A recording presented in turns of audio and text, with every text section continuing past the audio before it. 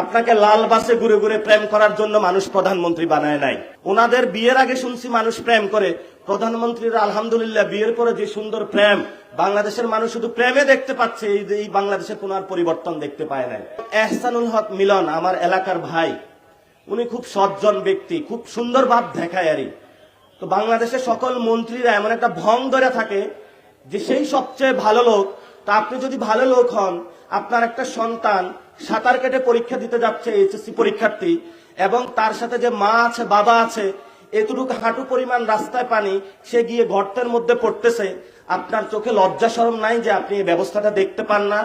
সরকার যদি এইচএসসি পরীক্ষা একদিন স্থগিত করত বা পরে দিত, বা যিনি শিক্ষামন্ত্রী রয়েছেন, শিক্ষা প্রতিমন্ত্রী রয়েছেন, উনি এসি রুমে বসে না থাকে গিয়ে বলতো যে আমি তোমাদের জন্য নৌকার ব্যবস্থা করে দিচ্ছি, বা এই পরিস্থিতি করে দিচ্ছি, বা যেখানে পানি সেখানে সেন্টার না করে অন্য জায়গায় সেন্টার দিয়ে দিচ্ছি, তাহলে আমাদের বাংলাদেশে যারা শিক্ষার্থী সুন্দর একটা ব্যবস্থা পেত। কিন্তু এই ব্যবস্থা না করে প্রধানমন্ত্রী যারা বন্যায় গরু ডুবে যাচ্ছে, মানুষ মারা যাচ্ছে, সেখানে না ঘুরে গেলেন বরিশালে। সেখানে এর আগের দিন হলো উনি ঢাকা মেডিকেলে গেলেন, প্রিয় জুবাইদা রহমানের সাথে সেলফি তুললেন। ওনাদের বিয়ের আগে শুনছি মানুষ প্রেম করে, প্রধানমন্ত্রীরা আলহামদুলিল্লাহ বিয়ের পরে যে সুন্দর প্রেম বাংলাদেশের মানুষ শুধু প্রেমে দেখতে পাচ্ছে, এই বাংলাদেশের কোন আর পরিবর্তন দেখতে পায় নাই।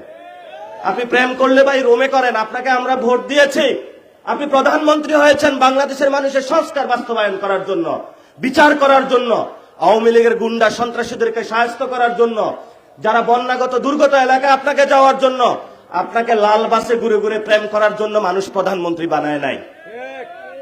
এখন অনেকেই বলে যে এই কথাগুলা বলা যাবে না, এই কথাগুলো বললে কি আমাদেরকে মেরে ফেলবে? মেরে ফেললে 1400 লোক জীবন দিয়েছে, বাংলাদেশের যত জওয়ান আছে তরুণ আছে তারা সবাই জীবন দিব, কিন্তু আমরা কোন অপসংস্কৃতি বিশৃঙ্খল উচ্ছৃঙ্খল যুবকের কাছে আত্মসমর্পণ করব না। শেষ কথা যেটা, আপনারা একটা ভবনের নাম শুনেছেন, হাওয়া ভবন।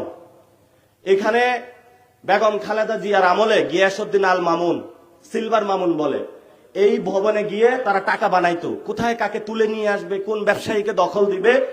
এই হাওয়া ভবনটা হলো গিয়ে লন্ডনে বসেছে।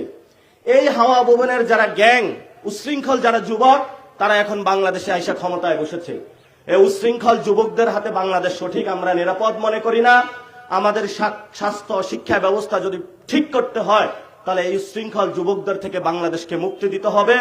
যারা সমাজের সবচেয়ে সজ্জন তরুণ লোক, তাদের থেকে বাংলাদেশ তাদের কাছে তুলে দিতে হবে।